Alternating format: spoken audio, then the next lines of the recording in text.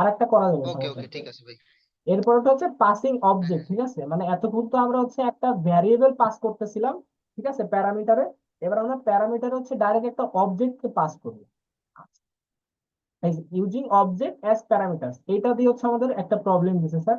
তো এই যে আমরা কি করতেছিলাম, এই যে টেস্টের ভিতরে ইন্টিজার আই ইন্টিজার যে এগুলো কি একটা ভ্যারিয়েবল, এইগুলো আমরা প্যারামিটার হিসেবে পাস করতেছিলাম। কিন্তু এবার আমাদের কি করতে হবে, প্যারামিটারে একটা অবজেক্টকে পাঠাইতে হবে, যেমন টেস্ট ও, এটা একটা কি, এটা একটা তোমার হচ্ছে অবজেক্ট, ঠিক আছে, এই অবজেক্টটা প্যারামিটার হিসেবে পাঠাইতে হবে। আচ্ছা, এটা খুবই সহজ, তো আমরা দেখি এটা কিভাবে করা যায়। যে কি বলছে, write a program to demonstrate using object as method parameter. তাহলে আমরা যে কোনো কিছু নিয়ে করতে পারি, স্যার কোনো কিছু ইন্ডিকেট করে দেয় নাই স্পেসিফিক ভাবে, তো আমরা এইখানে যেটা আছে এইরকমই একটা সিমিলার কিছু এখানে ইমপ্লিমেন্ট করে দেখতে পারি। যে অবজেক্ট অবজেক্ট প্যারামিটারের পার দিলাম ডট জাভা।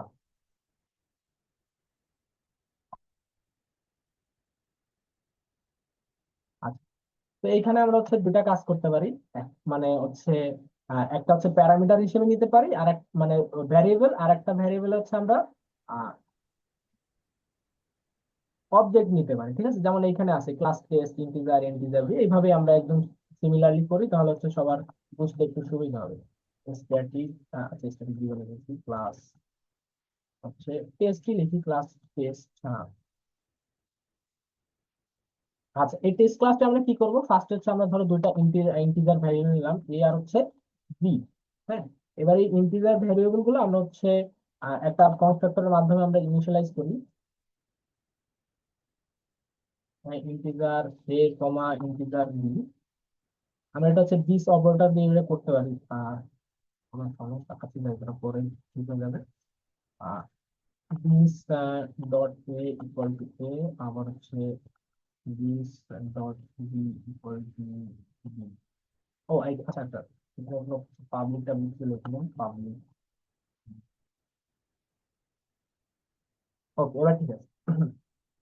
আর এখানে আমরা কি করলাম, সিম্পল কাজ করছি, একটা ক্লাস নিচ্ছি টেস্ট ক্লাস, যেখানে হচ্ছে আমরা প্যারামিটার হিসেবে দুটো ভ্যারিয়েবল দিচ্ছি, ঠিক আছে। এবার আমরা আর একটা হচ্ছে কাজ, আচ্ছা এখানে এবার আমরা হচ্ছে একটা ইয়া লিখি, ফাংশন লিখি, যে ভয়ে একটা ফাংশন লিখি, ধরো হচ্ছে চেক নামের একটা ফাংশন লিখলাম। আর চেক এটার কাজ কি হবে, এ হচ্ছে একটা এই টেস্টেরই একটা অবজেক্ট নিবে, টেস্টের একটা অবজেক্ট নিবে, ঠিক আছে, নিয়ে সে কি করবে, সে চেক করবে যে টেস্টের অবজেক্টের যে ভ্যালু আর হচ্ছে ওই আমাদের এইখানে যে ভ্যালু, এই দুটো হচ্ছে সেম নাকি হচ্ছে আলাদা, এটাই জাস্ট হচ্ছে চেক করবে। ওকে, তাহলে হচ্ছে আমরা এখানে একটা শর্ত দিই যে ইফ, ইফ এ হচ্ছে যদি আমরা এরকম দিই যে আমাদের ও এর যে তোমার এ আছে ইকুয়াল টু যদি এ হয়, এন্ড ও এর যে বি আছে এটা, আচ্ছা একটা ইকুয়াল হয়ে গেছে এখানে, আর না আরেকটা ইকুয়াল হবে, ইকুয়াল যদি বি হয়, তাহলে এখানে কি হবে, আমরা রিটার্ন করে দিই, আচ্ছা রিটার্ন ট্রু করি। আর ওইখানে যেহেতু ভয়েড আছে এটা চেঞ্জ করে এটা বুলিয়ান করে দিই, যেহেতু আমরা ফলস করতেছি, বুলিয়ান। ওকে, এরপর আমরা হচ্ছে আমরা এলস, না হলে আমরা এলস কি করে দিই, এলস হচ্ছে ফলস করে রিটার্ন ফলস। যদি এই দুটার ভ্যালু সমান হয় তাহলে রিটার্ন ট্রু করবে, আর যদি ভ্যালু সমান না হয় তাহলে ফলস করবে, ওইখানে যেটা আছে প্রায় হুবহু সেমই করলাম। আচ্ছা, এখন আমরা মেইন ফাংশনের ভিতরে আছে অবজেক্ট বানাই এই টেস্ট ক্লাসের।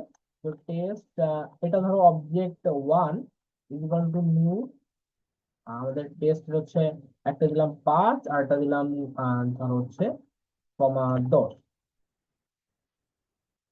আচ্ছা, এটা দিলাম। আমরা হচ্ছে আর একটা অবজেক্ট ধরো এখান থেকে বানাই, সেটা হচ্ছে আমাদের 2 দিলাম অবজেক্ট। এবার একটু আমরা চেঞ্জ করে দিচ্ছি, এবার একটা 50 দিলাম আর একটা হচ্ছে 100 দিলাম। এবার আমরা হচ্ছে এই ফাংশনটা চেক করি, ঠিক আছে, চেক করবো কিভাবে, এই অবজেক্ট আমরা ফাংশনটা আমরা কল করি অবজেক্ট অন ডট হচ্ছে চেক, চেকের ভিতরে কাকে দিব, অবজেক্ট টু কে দিব, টুকে দিয়ে এবার হচ্ছে আমরা কল করি। কল করলে কি হবে, মানে সেম কাজ, আমরা এবার শুধু এই প্যারামিটার হিসেবে কাকে পাঠাচ্ছি, একটা অবজেক্টকে পাঠাচ্ছি, ঠিক আছে, এইটুকু। এই যে এখানে টেস্ট নাম কি, ক্লাস, মানে তোমার এখানে যে ওটা আছে এটা হচ্ছে একটা অবজেক্ট, কার অবজেক্ট, টেস্ট ক্লাসের একটা অবজেক্ট, ঠিক আছে। তাহলে এখানে আমরা একটা টেস্ট ক্লাসের দুটো অবজেক্ট বানাচ্ছি, একটা অবজেক্ট ওয়ান, একটা অবজেক্ট টু।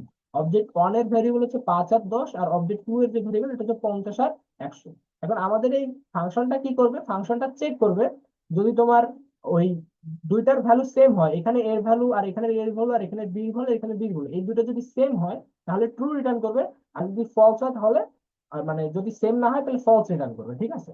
আচ্ছা, এটা আমরা যদি একটু সিস্টেম ডট প্রিন্ট আউটলাইনের ভিতরে আমরা যদি দেখি, যে সিস্টেম ডট প্রিন্ট আউটলাইন বা ইফ কন্ডিশন, আচ্ছা ইফ বা ইফ না, এটা ডাইরেক্ট সিস্টেম ডট প্রিন্ট আউটলাইনের ভিতরে দেখি যে,